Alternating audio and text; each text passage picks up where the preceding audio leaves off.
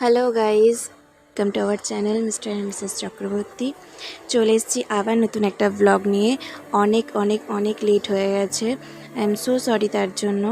তো আমরা এখন চলে যাচ্ছি সোনাঝুরির দিকে, যেখানে আমরা অ্যাকচুয়ালি যে হোলির উৎসবটা প্রত্যেক বছর বিশ্বভারতীতে সেলিব্রেট করা হয়, তো এইবার সোনাঝুরিতে সেলিব্রেট করা হচ্ছে। তো চলো দেখা যাক, আমরা যাই।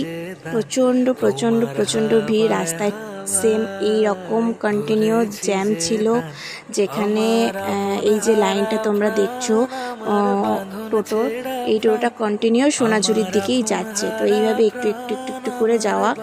তো যারা টোটোতে যাচ্ছে তাদের তো প্রচুর মানে ওয়েট করতে হচ্ছে, এবং যারা গাড়িতে যাচ্ছে তারা যদিও বা স্পিডে চলে যাচ্ছে। তো আমরা এখন সেটার দিকেই যাচ্ছি, চলো দেখা যাক। তোমরাও থাকো সঙ্গে, খুব এনজয় করো, যদিও খুব ভালো লাগবে আশা করছি আমি। তো চলো দেখা যাক। তোমরা দেখতেই পাচ্ছ এখনও লাইন চলছে কন্টিনিউ এভাবেই।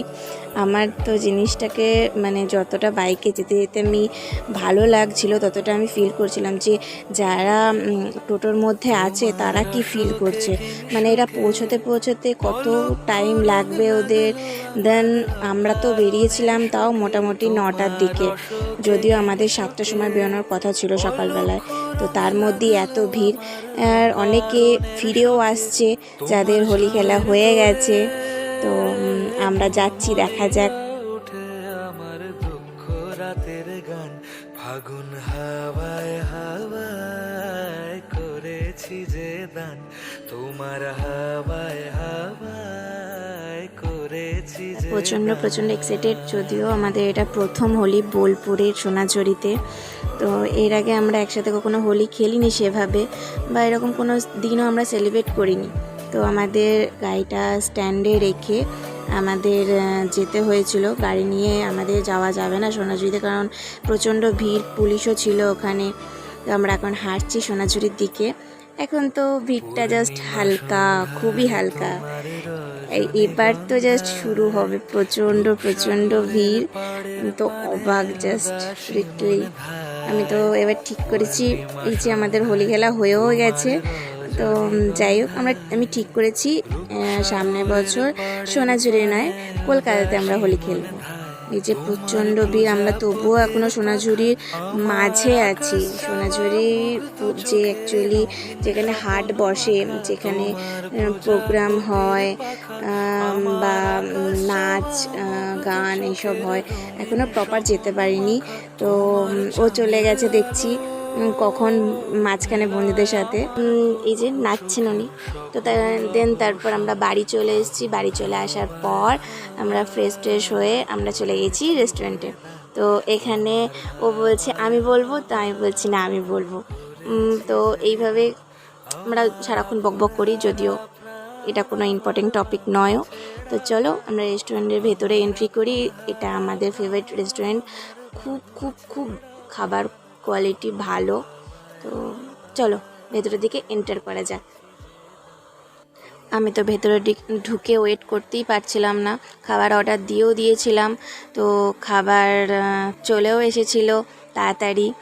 তো খুব ভালো ছিল খাবার, তাড়াতাড়ি খাবার অর্ডার করে দিয়েছিলাম, খুব তাড়াতাড়ি খাবার দিয়েছিল আমাদেরকে, সার্ভ করে দিয়েছিল। তো এই যে উনি খেতে শুরু করে দিয়েছেন, প্রায় 3:45 বেজে গেছে দুপুর। তো চলো খাওয়া শেষ করি, প্রচণ্ড খিদে পেয়েছে, আর খাবার দিকে তো থাকতেই পারছিলাম না।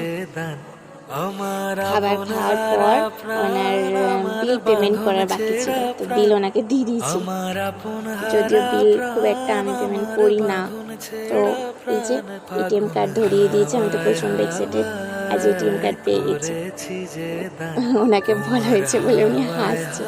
দেন রেস্ট করার পর আমরা চলে এসেছি সন্ধ্যাবেলায় কঙ্কালীতলাতে।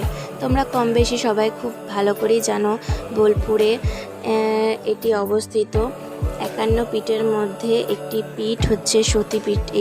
এখানে মায়ের কোমরের অংশটুকু পড়েছিল। এই যে গাছটা দেখছো, এখানে সন্ধ্যা আরতি হয়, সন্ধ্যের সময় এই পুকুরে স্নান করে সন্ধ্যা আরতি শুরু হয়। তো এই পুকুরের মধ্যে মায়ের কোমর নেই, অ্যাকচুয়ালি এই পুকুরটা যে দেখছো, এই পুকুরের মধ্যেই মায়ের কোমরের অংশটুকু আছে, যেটা আজও আছে রাখা। খুব সুন্দর লাগছে দেখতে। এখানে অনেকজনা বসে একটু জাস্ট শান্তি বা রিল্যাক্স হয়। যে মন্দিরটা দেখছো, এই মন্দির সেটা। দেন তারপরে এই যে অনেক সাঙ্গপাঙ্গদের সাথে দেখা হয়ে গেছিল এখানে। তো কথা বলছিলাম, কেউ ঠিক করে কথা বলছিল না। তো তারপর দেখলাম যে চলো ওদেরকে একটু বিস্কুট খাওয়ানো যায়। তো এই যে সবাই চলে এসছে যতজন ছিল। দেন তারপরে প্রচণ্ড আনন্দ করেছি। এইভাবেই খুব সুন্দরভাবে দুজনে একসাথে আমাদের এই দিনটা কাটে। তো এখানেই শেষ করছি ব্লগটা। তো দেখা হচ্ছে আবার নতুন কোনো ব্লগে। তো তোমরা like, comment, share and subscribe করতে ভুলে যেও না। তো বাই বাই, গুড নাইট।